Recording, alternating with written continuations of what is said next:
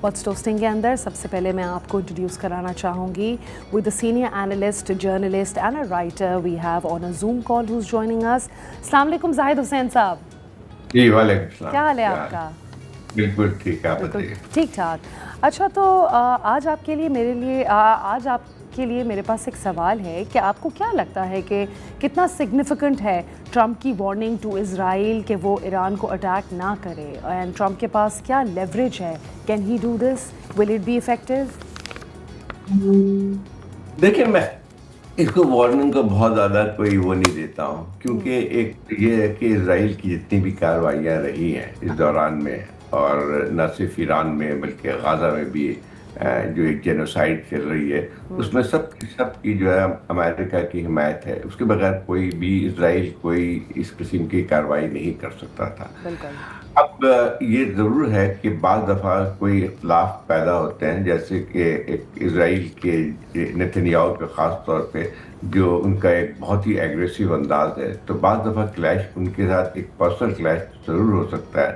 क्योंकि अगर देखा जाए तो इजराइल में इस वक्त वैसे भी इजराइल की एक रही थी जारहाना एक रवैया तो रहता है, लेकिन इस वक्त जो हुकूमत है, जो राइट विंग की बिल्कुल ही अल्ट्रा राइट विंग जिसको कहते हैं, वो जो है इस वक्त हुकूमत कर रही है, और उसका तो एक बिल्कुल ही एक रवैया रहा है जो कि पूरे एक जिस तरह गाजा में किया है इस वक्त, फिर लेबनान में अटैक किया, फिर सीरिया में बॉम्बिंग करते रहे, फिर ईरान में जो हमला किया है। बिल्कुल। तो वो एक लिहाज से बाज़ दफ़ा एक लिहाज से क्लैश बनता है। लेकिन अगर देखा जाए तो भी जो है आगे चल के आप देखें, इस तरह से पहले भी देखे ना कि अभी थोड़े दिन पहले भी नेतन्याहू ने सॉरी प्रेसिडेंट ट्रंप ने कहा था कि वो किसी जंग में शामिल नहीं होंगे, जी हाँ। लेकिन फिर ईरान के अंदर बॉम्बिंग भी करने चले गए। और ये जितने भी आप अगर अखबारात को देख लें अमेरिका के, तो सब में एक बात आती थी कि जो है उन्होंने ये डिसीजन जो है वो नेतन्याहू के प्रेशर में किया था। तो जब इतना ज़्यादा ताकत होती है तो फिर ठीक है, इख्तिलाफ एक ज़ाती तौर पर हो सकते हैं, लेकिन मैं उसको बहुत ज़्यादा अहमियत नहीं देता हूँ। नहीं देते हैं आप? Okay, got it. एंड आपको क्या लगता है कि मेन फैक्टर्स हैं जो कि ट्रिगर करेंगे a breakdown of a ceasefire maybe और escalating of a situation maybe? What do you think are the main factors?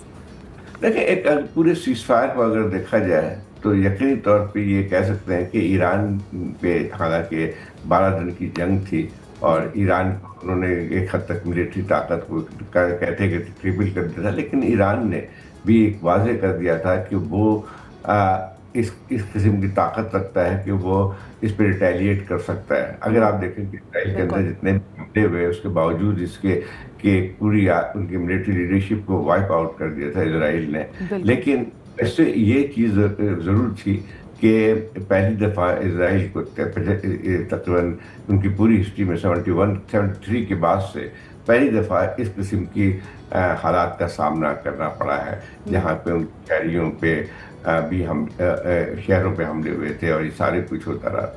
लेकिन अब मुझे लगता है कि सीज़ फायर जो है, ईरान तो कभी भी जंग नहीं चाहता था, जी। और ईरान ने पहले भी कहा था कि जब अगर इसराइल हमले रोकती है तो वो भी अपनी कार्रवाई रोक सकता है, और फिर वो नेगोशिएशन टेबल पे भी आ सकता है। तो लेकिन मुझे लगता है कि इसराइल अभी तक नहीं चाहता है सीज फायर। उसी का एक और मिसाल मैं देता हूँ कि सीज फायर के ऐलान के बाद भी हाँ। कई ऐसे हमले हुए हैं इसराइल की तरफ से, और मुस्तकिल जो है ये कोशिश की रही है, जिसका एक इजहार जो है वो प्रेसिडेंट ट्रंप के बयान से भी होता है कि उन्होंने जब इसराइल को एक लिहाज से तंबीह की थी कि वो सीज फायर के खिलाफ वर्जी नहीं करे, तो उनको भी एक अमेरिका को भी एहसास ये है कि अगर इस फर्ज की जंग फैलती है तो उसका असर बहुत ज़्यादा पड़ेगा।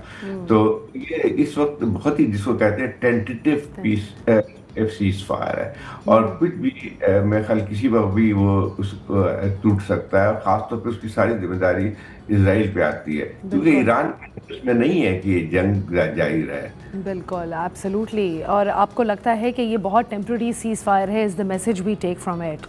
और ठीक है, एंड आपको लगता है regional powers like Saudi Arabia and what about Turkey and UAE, ये किस तरीके से, इनका क्या स्टांस है with respect to the ceasefire and overall as well? देखिए, इस सीज फायर में इन तमाम ममालिक ने भी बहुत ज़्यादा अहम रोल अदा किया है। बिल्कुल। इस खित्ते के लोगों के इंटरेस्ट में नहीं है कि जंग का दायरा कार फैले। और मेरा ख्याल ये है कि जब आप याद होगा कि जब अमेरिका ने किया था, इसराइल ने शुरू में जो ईरान पे हमला किया, तमाम ममालिक ने उसके खिलाफ बयान भी दिए थे। ठीक है, वो कोई एक्टिवली शामिल नहीं हो सकते थे, लेकिन बिहाइंड द सीन अगर देखा जाए तो इन मुल्कों का खासा एक कंट्रीब्यूशन था सीज फायर करवाने में। और इसके तो मेरे ख्याल ये बात ट्रंप ने भी अपने बयान में की है कि इस सीज फायर को कराने में कतर और सऊदी अरेबिया का बहुत बड़ा हाथ है। क्योंकि देखें, एक बात आती है कि अगर जंग फैलती है, अगर इसराइल की कार्रवाइयाँ है, ठीक है, ईरान के साथ सऊदी अरेबिया के इख्तलाफात भी रहे हैं, लेकिन अगर सिचुएशन को देखा जाए तो अगर इसराइल कामयाब होता है कि किसी तरह से वहाँ पे एक ईरान के अंदर जो है उसको तबाह करता है या उसमें और कार्रवाई करता है, तो मेरे ख्याल इसमें सऊदी अरेबिया का भी नुकसान होगा। हम डिस्कस कर रहे हैं the Iran and Israel conflict with one of our senior analyst of the year Zahid sahab. Will be back with you now. तो हम लोग बेसिकली आपसे डिस्कस कर रहे थे the current situation with regional powers like Saudi Arabia, Turkey and UAE as well. तो I believe हमने Saudi discuss किया। Can we brush up on Turkey and UAE a little as well?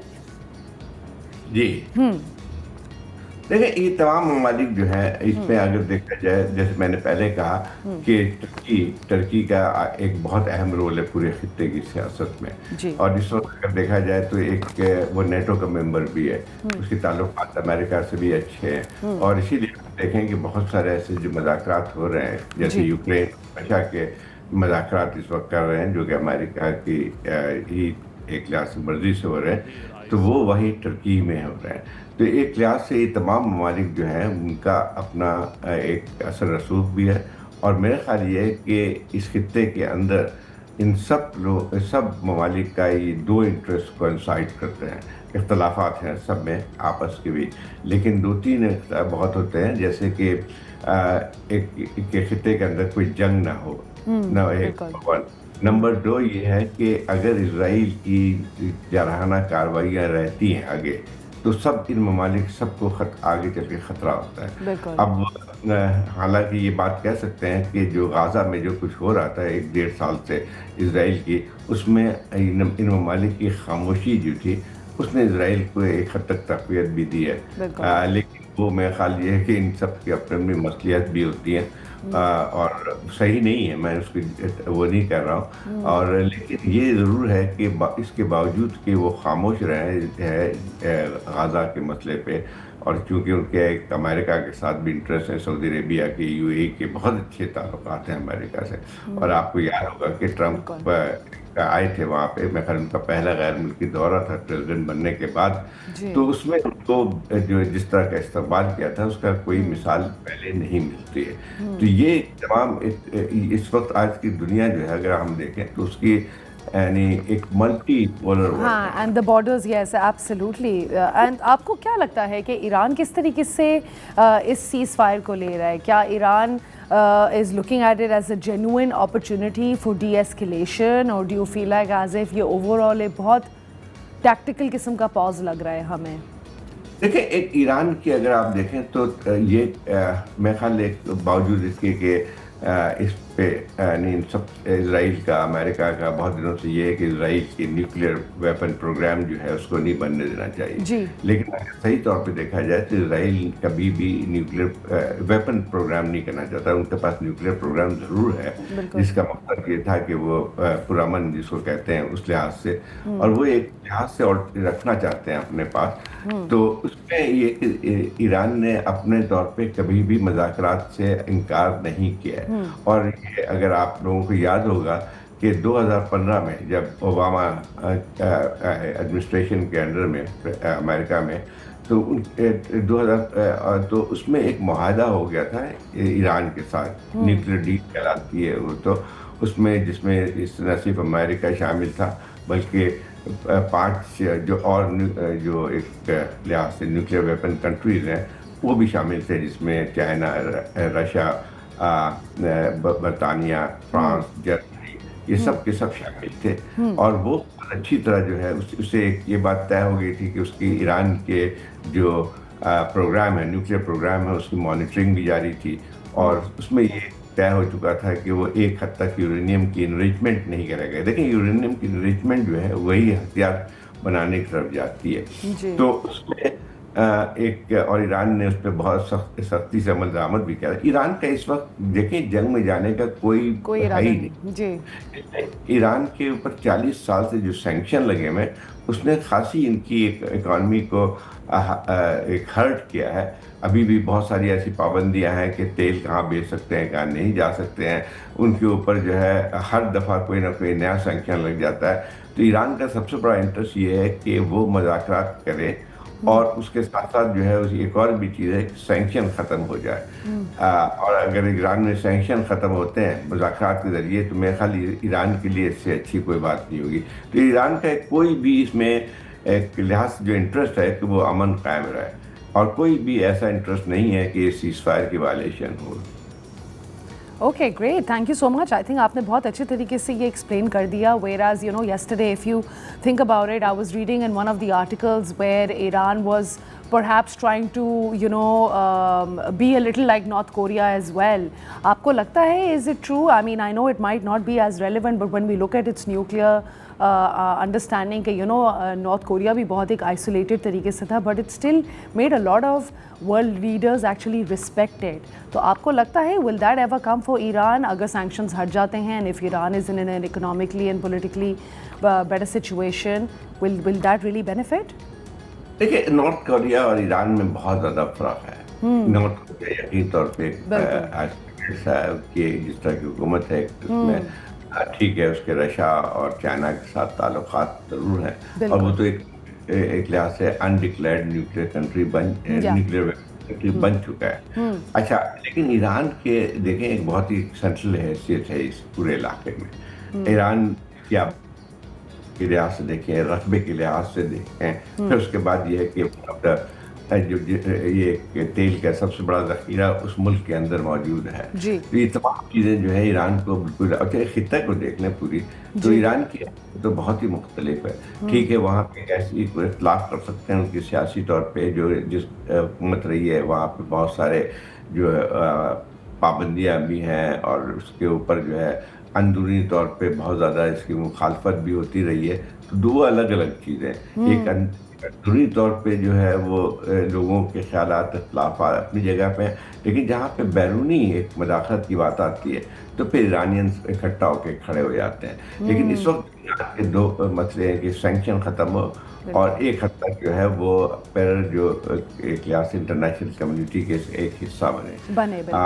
अब ख़ास तौर पे आज के हालात में उनके लिए और ज़्यादा ज़रूरी है, क्योंकि ईरान की अपनी एक थोड़ी सी कमज़ोर हुई है मिडल ईस्ट में ताकत को, क्योंकि उनके बहुत सारे हलीफ जो थे मुख्तलिफ जगहों पे, जैसे लेबनान में हिज़्बुल्लाह, उनको इसराइल के हमले के बाद जो है उनकी एक लिहाज से ख़त्म कर दिया है उनको। इसी तरह सीरिया के अंदर जो गवर्नमेंट चेंज हुई है उसके नतीजे में, क्योंकि सीरिया की पहले हुकूमत थी बशार अल-असद की, वो ईरान की समझी जाती है। तो मेरा ईरान की भी अपनी बहुत सारी गलतियां रही हैं खित्ते के अंदर अपनी जगह पे, लेकिन ये कि जो आज के हालात हैं उसमें दो चीज़ें बहुत अहम हैं।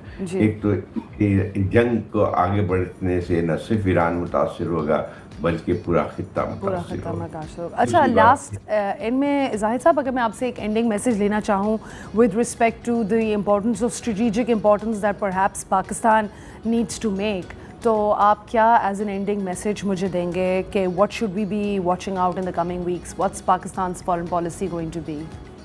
देखिए, पाकिस्तान की इस खित्ते में बहुत ही अहमियत हासिल है, जियो स्ट्रेटेजिकली अगर सिचुएशन और जियो स्ट्रेटेजिक भी है। देखें इस पाकिस्तान खित्ते में जो है उसमें देखें एक ईरान है, दूसरी तरफ अफगानिस्तान है, तीसरी तरफ इंडिया है, फिर बहुत समुंदर भी है।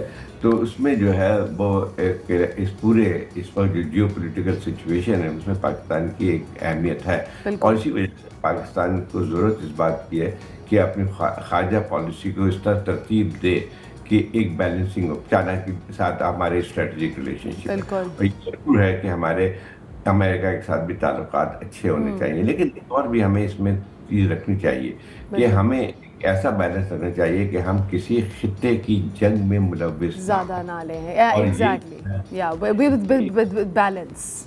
या जी। जी और ये इनकी जो टसल है तो उसमें हम अपने एक बैलेंस ठीक है मतलब और जैसे अमेरिका, लेकिन ये कि हमारी अब तक जो इस ईरान के मसले पे जो पॉलिसी रही है वो मेरे ख्याल खासी बैलेंस रही है। बिल्कुल लेकिन बाज़ बाज़ चीज़ें भी जो है इसमें मेरे ख्याल उनको एहतियात बरतनी चाहिए। जैसे ठीक है कि अमेरिका से हमारी दोस्ती होनी चाहिए, लेकिन उसमें एक एक लिहाज से वही मैंने कहा कि एक कोई लिमिट भी इस तरह से होती है। जैसे हमने फिर नोबेल पीस प्राइज़ देने का भी उनको का भी तायद करने का भी ऐलान कर दिया, जो कि गैर ज़रूरी चीज़ें थी कि बिल्कुल अमेरिका को कि ट्रंप को जो है नोबेल प्राइज़ मिलना चाहिए। बिल्कुल मतलब इससे एम्बैरेसमेंट होती है, इसमें अब लोगों में यही सवाल पैदा होता है कि ट्रंप जो है, जो कि इज़राइल के साथ दिया था, जिन्होंने ईरान पे भी हमला किया था, और वो जी अलग बात है कि कुछ शॉर्ट जी वो लिव ओके या आगाज़, तो उसमें हमें इस इस किस्म चीज़ की का बात एहतियात बरतना चाहिए। ठीक है।